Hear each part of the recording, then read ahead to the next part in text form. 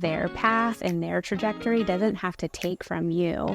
As much as I love my kids and my family, that wasn't a big enough why for me. Go to small group and just test drive it. You don't have to share, but observe and watch the magic happen a couple times. Even one of our core values is growth mindset. When I start to have those thoughts and feelings, I'll kind of allow myself to have the thought. And then it's, Brittany, you've gone through harder times than this.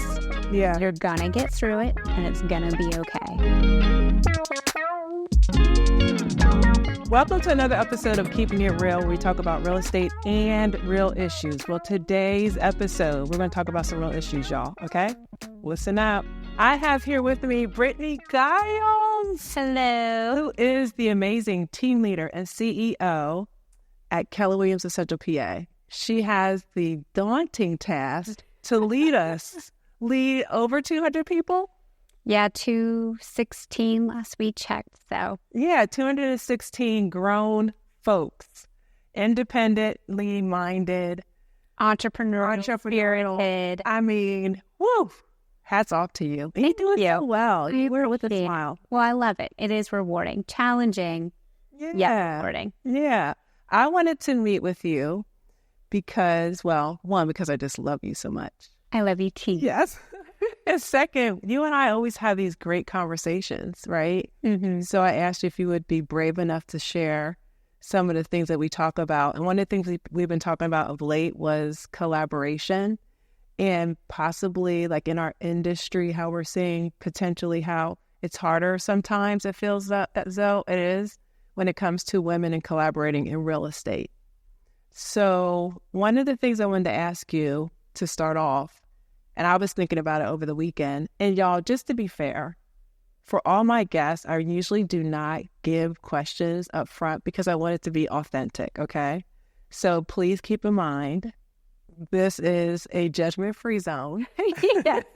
And I'm authentically nervous because I have no idea what I'm going to be answering. Yeah, and most of the people that I have on here are usually that way. They're pre-planners, right? Because you truly are doing the darn thing in whatever industry that you're in, right? And you like to be prepared, right? Yeah. Preparation is key. So, but you had the title. That's all you had. You knew what it was going to be about. Yeah. So then, do you think that when it comes to collaboration and when it comes to women in general, do you think that that's something that we see in all types of industries, or do you think it's something that is it's really heavy in real estate itself? What do you think? I think, being that I've been in several different industries, I've seen it everywhere, where women, I think sometimes, and we've talked about this before, where we feel like our opportunity for growth might be limited. And I think that's a deep-rooted scarcity mindset. And so we feel like, well, if I help empower this other woman to grow, then that may reduce my opportunity for growth. And I think what I'm passionate about is helping women understand that everybody has opportunity for growth. Yeah. And that we actually need to work together and empower one another, because when you help somebody else succeed, you'll inevitably succeed. So I do think it's inevitably succeed. Yes. I love 100%. I love that. Yeah, and it's hard when, or at least I feel as though you can easily tell someone that's coming from a scarcity mindset, right? Yes. Because they may have challenges with trusting, right? And trust can come in different aspects of it. And yet also when you say things like, oh, well, I shared this with X person, they're like, oh, well, why'd you do that? They will probably take it from you, or aren't you afraid they're going to steal it from you? And I come from the premise of, one, they may be able to emulate it, right? There's nothing new under the sun, right? And you may be able to evolve into something that's greater when you do share it. I think when you share, that's when that collaboration comes in, because you can say, oh, well, I'm doing X, Y, Z. And then they say, oh my gosh, I love that idea. Have you tried adding this? Yes. Which a lot of our conversations are that way when we're having our one-on-ones. I'm not giving you the plan. Most of the time you come with a pretty solid plan, but I'm just sprinkling in a couple other ideas to help take it to the next level. Right. And I think we could do that for each other. It's one thing that I love about our office, because our agents do tend to be more open with each other to collaborate. And those discussions are what fire each other up. Mm-hmm. There's enough business to go around for everybody. There really is. And what greater compliment than when someone tries to do something that you're doing? Oh my gosh, yeah. Or takes your advice. Like for me as a team leader, I get jazzed up when I give advice and then they take it and it works. Yep. 100%. You know what? I do want to pause because you made me think about something.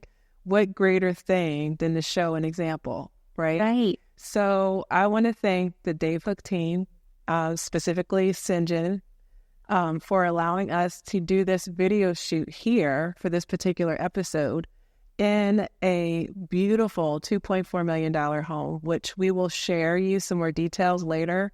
But that's just an example of collaboration. He said, without a doubt, sure, let me see if we can get this done for you. Right.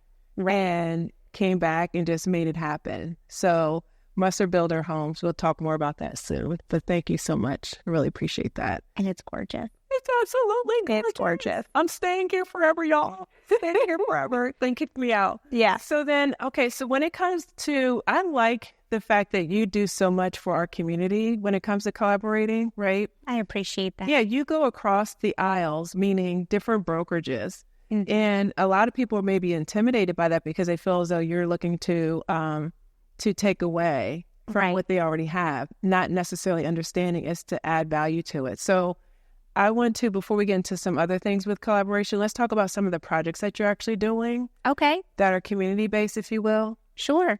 So one, I don't want to say it's new, but we kicked off a women's mastermind community last November. Which was really held our first women's mastermind event.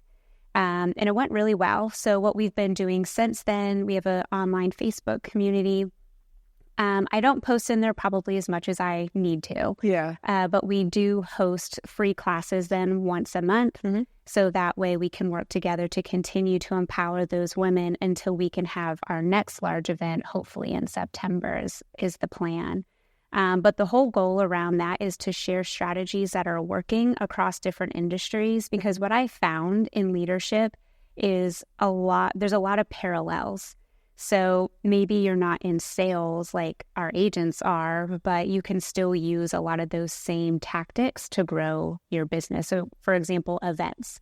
You can be an accounting firm, you can be a real estate team, you can be real estate photography, and like hosting events can help you grow your business. So why not share what's working for everybody, because you can pull what is applicable to your industry. So that's probably my biggest one. I love right now. And what's important to me is every time we host a large event where there's ticket sales involved, we want to make sure that we can take some of that profit or a percentage of those ticket sales to give back to another local charity. So last year, we donated money to a nonprofit that helps rescue people out of sex trafficking, which is actually a much larger issue than a lot of people are aware of. In Central PA. And in Central PA. Yes. Right in our backyard happening. So helping spread awareness to those nonprofits that otherwise maybe people don't think even exist.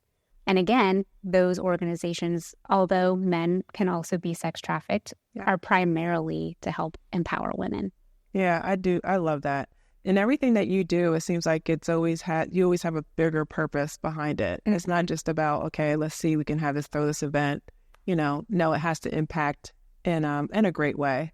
That's what I see. Yeah. You do it. I think that's what gets me out of bed every day. So we just went to a conference, Mega Leadership, last week. And on the plane, like I was reading, I was taking notes, I was working, even on the flight back. And some of my leadership team members were making fun of me. And yet for me, it is entertainment. Like that was entertainment on the plane. Right. Because I'm so excited to do what I do every day, because I know that helps fulfill my greater purpose and potential. So when they say, like, if you have a career that you love, it doesn't feel like work. Yeah. I wholeheartedly believe that. But as much as I love my kids and my family, that wasn't a big enough why for me. because I provide for them. They're happy and healthy. I needed a greater purpose that gets me excited to get out of bed every day. And I think everybody needs that. So what are the things that you love and are passionate about? And how can you tie your career, your business to that greater purpose so that way you never lose that drive to keep pushing forward? Oh my God, see, we're supposed to be talking about collaboration, but I'm having the question now. Okay. See, look what you're doing. You do this all the time. I must say, this is why our conversations go over an hour. Oh, really? So then a lot of people are afraid to say that their family is not their big why. Right. And you said it just so like it's not. And you said it almost like with your chest, if you will. And I just wanted to go back to that, like, when did you get to that point, or how did you get to that point? How can you help someone that may be afraid to say, well, you know what, I feel so bad because my family is not really my biggest why. Right. Right? You have a purpose on top of a purpose. Like, how did you get to that point? It took growth, and it took a lot of almost soul searching for me. So like I had a lot of self-worth issues, self-confidence issues. So it took me intentionality around those concerns that I had with myself and knowing that I am worthy of bigger and better things. Yeah. And that's what helped me actually uncover that, you know what, I'm more than just a mom and a wife. And I'd say just, those are very huge roles. Very. I think marriage, parenting, and leadership are the three hardest positions that you can hold. And they're very rewarding at the same time. And yet you're more than those titles. So it took time of really self-reflecting on, well, what's important to me and what am I passionate about? And I went to family reunion this year in Vegas, and Rory Vaden said, the best person you can serve is who you once were. So really reflecting on who I once was in my past and how can I use that to help other people is what helped me realize what my bigger why is. And don't get me wrong, part of empowering other women is to eventually empower my children. Like, I really want my girl to know that there's unlimited opportunities for them. And the only way that I can show them that that's true is if I lead by example. That's exactly right, because they are watching you. 100%. Yeah, now that my girls are 25, they'll say, hey, Mom, you know what? You really helped me because whatever it is. Right. You know what I mean? So they are watching you. They're watching you when you don't realize they're watching you. That's the... Yeah. That's the scary... All that? Oh, my God. I know. Yes. Yeah. You're like, can I just hit the... Like in Men in Black, when they have that pen and they click... Right. I That's need exactly one of those pens. I hear you. But you know what? I think it's good for us to be that way in front of our children because they know that we're not perfect. Right. Yeah. You have to be authentic with them too. Yeah. And show them how you clean up your messes. Show them how, for sure. So you've been on my whole journey with, growing a team, figuring out how to, get the boat going in the right direction. And a lot of it had to do with collaboration or the lack of collaboration and just being vulnerable and transparent and become the leader that was necessary in order for me to grow. And I do think a lot of it had to do with the lack of collaboration or the fear of collaborating with others. Right. So, and you worked through that with me. I believe you have. I don't know if I ever shared that with you. No. Yeah, you did. Yeah. So, and it's all about having,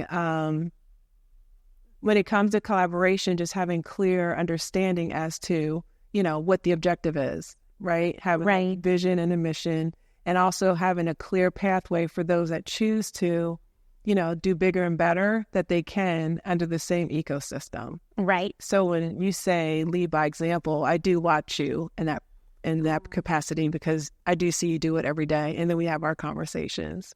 So what do you do when you find someone that is not able to, or is not, what's the word I'm looking for?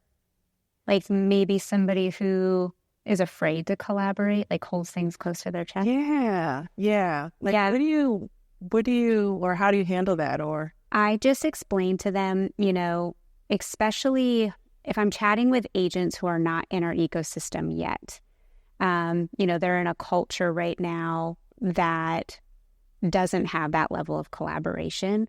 So for me, it's understanding that they need to experience it, like seeing is believing. Mm-hmm. So I always tell them, like, go to small group and just test drive it. Like, you don't have to share, but observe and watch the magic happen a couple times. And I always tell them, I know deep down that once you experience it and you see how it works really well, and it's not this like, I'm stealing from you type of mentality, that you'll start to get an abundance mindset, and then you'll start to want to be a part of it. But it's almost like they just have to at least be open enough to sit in a room and watch it happen first. I mean, Brittany, we've been burnt so many times, so why is it going to be different here? I think it's different here because even one of our core values is growth mindset. So it is bold. One of our 7-week training programs, half of the day is around mindset. So you have to train yourself, just like with any other habit, you have to train yourself to not be afraid that someone's going to steal it and use it against you, but turn that thing around of, well, I can help somebody grow, and it's also going to help me grow. Because at the end of the day, like, I learn best when I teach. Yeah. So I'll teach things when I'm not 100% ready, but that helps me learn it at a deeper level so I can master it, is by showing others the path. Yeah. And it's true. I mean, you have to, you're building that trust up with the individual. So exactly. That is so true. So how do you help someone that may have suffered from or is suffering from imposter syndrome? Because one of the things when it comes to collaboration, when you're leading someone, right, what's imposter syndrome? Like you're successful, but you don't believe in your success. And you're like, okay, so why would someone want to follow me? Or why am I even in this seat? Right? So that's part of it. Yeah. I do think it's part of it. And I think if we're all honest with each other, at some point in our career, we all suffer from that. Especially when things get tense. At least for me, when I'm facing a lot of challenges at once, it's when I start to doubt myself. Yep. And I have to train myself. So for me, it's when I start to have those thoughts and feelings, I'll kind of like, okay, allow myself to have the thought. And then it's, Brittany, you've gone through harder times than this. Yeah. You're going to get through it, and it's going to be okay. Yep. Like, you've got your team around you, or you've got your people around you. Like, just put your head down and get through it. And once it's over, right, you're going to look back and be like, okay, this was totally fine. Yeah. So a lot of it's self-coaching. And for me, it's reading. Like, for every business book I'm reading a book strictly about mindset. Because I think it's just like when you're building a new habit. It's so easy to go back into the old habits. It's the same way with mindset. So, for example, one of my favorite books this year was Worthy. Absolutely incredible book. Everybody should read it. But the further I got away from closing that last chapter, I started to notice myself revert back to my old way of thinking. So then it's, all right, well, what else can I do to keep me in a positive mindset? So in the mornings, is it finding a podcast that lifts my spirits? Is it listening to good music, knowing that I have a tough meeting that day? Like, making sure that I'm keeping myself in a positive mindset helps me then not fall back into those old traps. But it takes work. It does take work. Yeah, it's not a one and done. No, it doesn't. And in our industry, I think it's still male dominated. And yet I see that maybe in a couple of years that potentially could change, because just look at our office. I'm sure we still have more males than females, I would think. I don't think so. No? Really? I know. I love that. Man, I really do. But I just... Oh, yeah. Awesome. Sorry. We just felt like, no, man. Why? I did not mean that at all. Not men filming us right now. I think the last time I read it was like 60% of real estate agents were women. 68%? Yes. Holy moly. And I wonder why. And yet more males are typically the leaders. But it is different. Like, KW was voted one of the best places for women to work, I think in the top 100. And that's why, because if you look at different market centers, a lot of the leadership positions are actually women. I had to pause to think about that. Like there's probably some out there that are still male heavy, but I can think of a couple that we visited recently because they're very profitable. So we want to see, okay, well, what are they doing that's really, really well? And one of the things they all had in common was they had a lot of women in their leadership positions. Yeah. I love that. Me too. I love that for us. Like, I seriously do. Mm-hmm. Yeah. If we look at our association, just in our area, I still think it's still male dominated. If we look at I'm interested now. I'm going to have to ask. Yeah. I'm about to do some research. Yeah. If you're watching this, you can put in the comments, you're right, you're wrong, or whatever, as far as whether or not it's male dominated. I would definitely look that up because I'm curious now. So, yeah, I want to know the statistics of it. Yeah. And I am curious, how many are leaders. Now, luckily, in Central PA, I can think of 3 brokerages right now that have women leaders, which I think is awesome. Yes, I agree. Yeah, which we have a lot of brokerages, from small independent brokerages to several different franchises. So that still means that a lot of them have male leaders, but I can think of 3 that have females running the show, which is amazing. Yeah, so my wheels are spinning. So I think a lot of the learning how to collaborate, I believe that we should start seeing a shift in the tide. And this is why. Because you're going from an industry that was once male-dominated, right? Mm-hmm. Now is looking like more females are starting to get leadership roles. I believe sometimes when it comes to collaboration, you're fearful of it because you may not get that leadership position. You may be bumping someone else out of a position where you think there's only one. Right.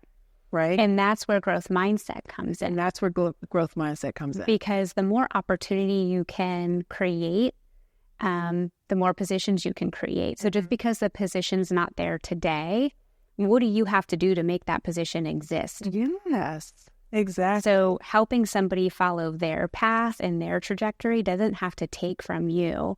It's kind of like, Matt and Dave are always really good about teaching me on how to build my role and build systems behind it and document processes. So that way, eventually, I can elevate, and I have everything in place for somebody to take over that spot. Yep. And it's a growth mindset of, well, we're going to grow to a point where there's going to be another position available for me to grow into, which means I can help elevate my team do the same. It's not a replace yourself because you're going to get burned out and fired someday mentality. It's a, what other opportunity could you grow into? Yeah. Just career track. Exactly. You may be creating a position that was not even there before. Exactly. Yeah. Another position, you could be starting another company that's associated with the company you're in. We see that a lot with brokerages. Real estate teams will, they will have other companies that kind of feed off of the real estate ecosystem. Yeah, yeah. And there's so many fields now. Like, it's crazy. Oh, my goodness. Absolutely crazy. Coaching is a huge one, where you can just grow into just a coaching role or running other companies that it's a win-win relationship. So wholesaling, like you literally could have your own wholesale division. That's, that's from your main business. There's title. You can own title companies.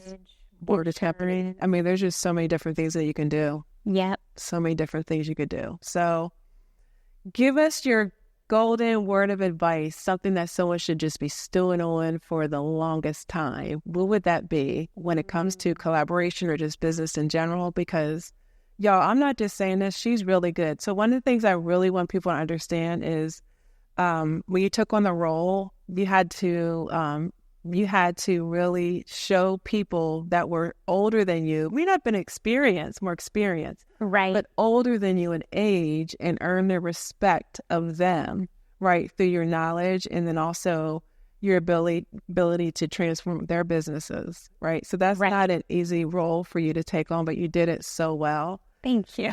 I do. I think you really, and you weren't afraid to fail forward, right? So tell us, if you were to take someone that's just like you, okay, right, and they had to plop them in a position that's similar to what you had to go through, what would be your word of advice, or what would be something that you would change if you had the opportunity to even make a bigger impact than you already have? I love when John Maxwell says, in order to do what I do, you have to do what I did. I love that too. So it's who is at a level that you want to get at someday, and figure out how did they get there? What did they do? What did they feel forward at? So the one thing that I did as a new team leader is I tried to connect with other successful team leaders that had great reputations. Mm-hmm. All right, tell me what you did. What worked really well for you? Was there something that you tried to do and it didn't work well? So for me, it's just interviewing other people. Yeah. And figuring out what they did, and then run that play. And it's going to be uncomfortable. You're probably going to make mistakes, but you have to just do it. So I think that would be it for me, is like find the person who's done it better than or where you want to be. Yep. And follow their path. I love it. Y'all, we just spent, I don't know how many minutes with Brittany Guiles. I mean, Yeah. I don't even know when we started. Yeah. She gave us a couple big gems there. So if you enjoyed this, please let us know by commenting, because I think that we need to have you back some way.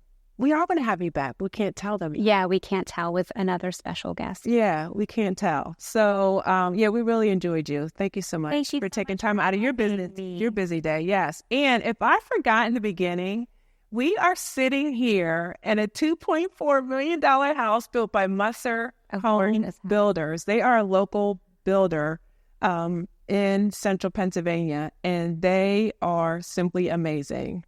Yes.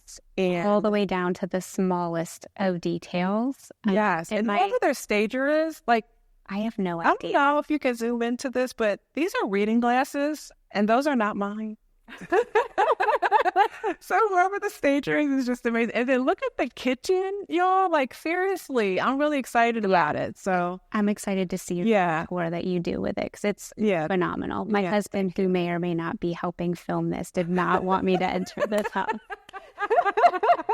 I love it. Yeah, so after every episode, there will be, Lord willing, we will be in a $1 million or higher home that we'll be able to showcase for you. Anyone that's looking to purchase, they are available for sale. Just reach out to us so you can get more information.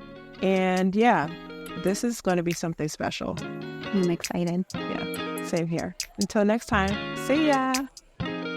I am super excited to share with you this beautiful Musser home. Let's go check it out.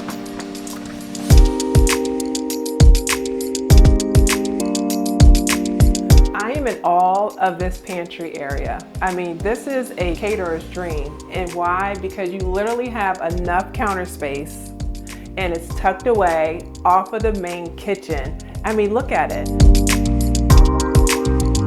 If you're anything like me, you love a beautiful staircase. I mean, look at this one. Who would not want a house with a staircase like this? Like, seriously. Now, this owner's suite gives me all the feels. You want to know why? Because it has this beautiful fireplace. It has the high cathedral ceilings with the wood beams. And then, follow me. This is beautiful. This property right here is going to be everything that you would love to have and more.